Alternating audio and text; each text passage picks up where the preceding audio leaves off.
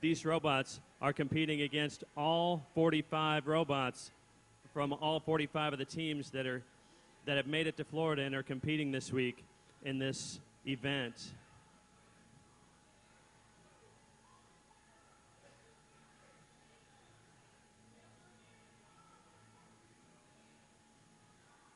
Case Western Reserve, if you're not familiar, is from Cleveland, Ohio. I think you know where University of Maine is from. Now the Case Western robot has wheels and a bucket ladder system. You can see the bucket ladders on top of that robot. And the Maine robot has tracks. Oh, look at that. Zoom. Now Maine is a rookie, and they've chosen to use a spinning bucket drum system with these large teeth, these large open scoops, to collect their simulated regolith or their crushed volcanic rock. It's always neat to see how the different students come up with various ideas on how they're going to design their robots. And as you mentioned, Maine is a rookie, and it looks like they're making some good headway so far. Yeah, this is looking really good for Maine.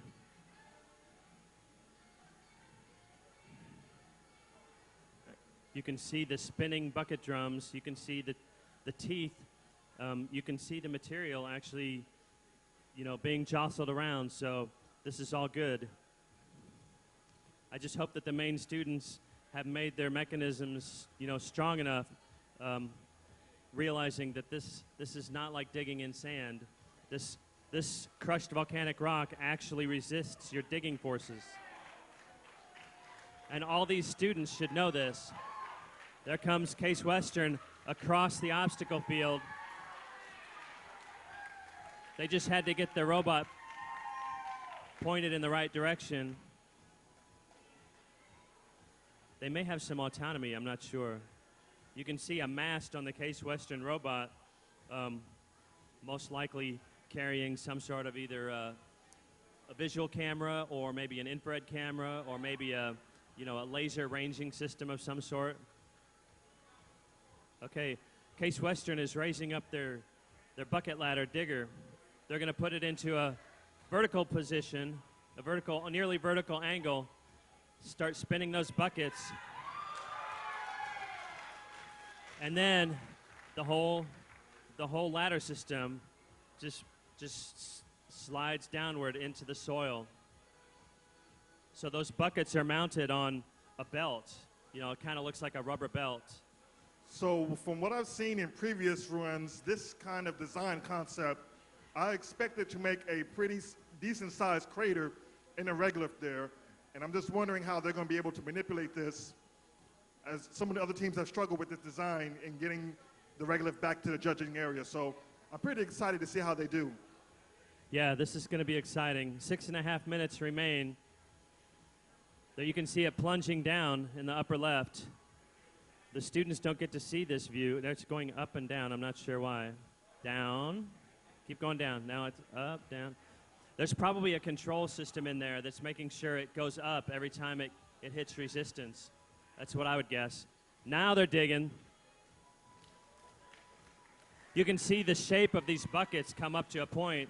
There's a reinforced tooth inside each bucket to give them extra strength right there at the tooth. Kirk, I just want to say, too, we have a great audience here today. Everybody came to turn out to watch the robotic mining competition. We thank you for coming out and checking out the show. That's right. We've got students from other teams cheering on the other teams. We have just visitors from the visitors complex that have just come in to see what's going on. Thank you all for your interest. Thanks for coming in and checking this out.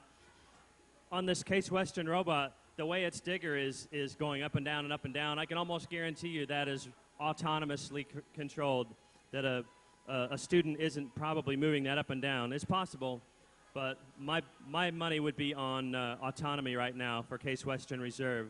The judges that are in the control room, the students are controlling these robots from control rooms that are behind the tent. They can't see the robots like we can see them.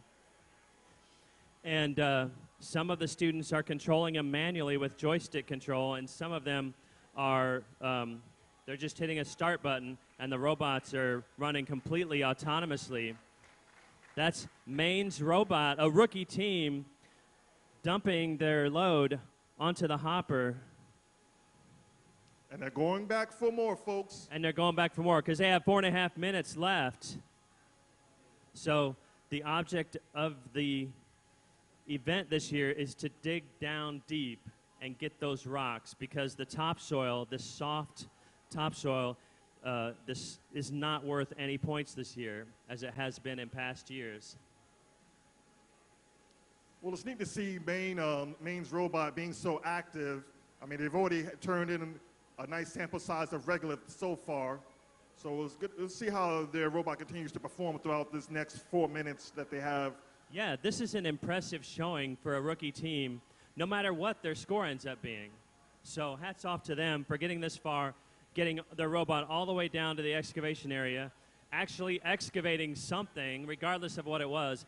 That, I mean, that's a year's worth of work for this team, culminating in, you know, success in this NASA robotic mining competition.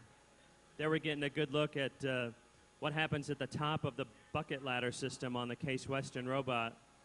You see the reverse angle on the bottom of the screen, bottom left. You can see the material dumping out from the top of their bucket ladder system. They're collecting a decent sample size here because they have a nice sized crater there, and they haven't moved from that spot for the last 7 minutes. So we'll see what their submission will be. I'll be pretty interested to find out what their total amount will be. There's a zoomed in view of their onboard hopper. We just can't see in it from this angle, but you can see it's a mesh. It's not a solid bucket or a solid hopper, and that's going to make sure that the rocks, the gravel stays in there, and the lighter stuff can just flow out, because we don't care about that.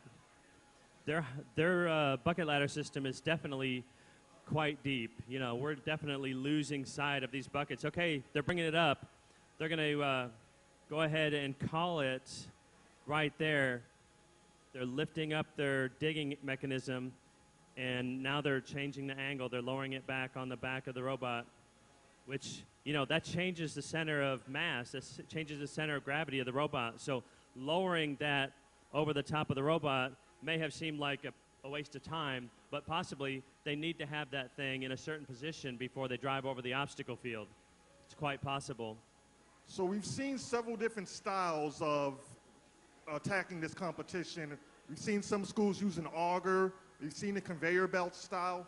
And we see what the University of Maine has here with their tumbler drum style almost. So, Kirk, what are your thoughts about the different styles and the variations of machines that we've seen here today, Kirk? We see all different styles. Look at Maine. They're going to go back for more. Their robot is so fast and doesn't have any problems with this obstacle field. They're like, minute and a half, no problem. Let's go back for another trip.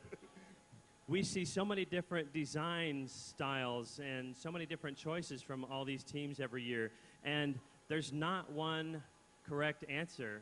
You know, every decision that they make works out for some teams, and the same decision seems to not work out for other teams. And so sometimes it's not the design you choose, it's the implementation of that design.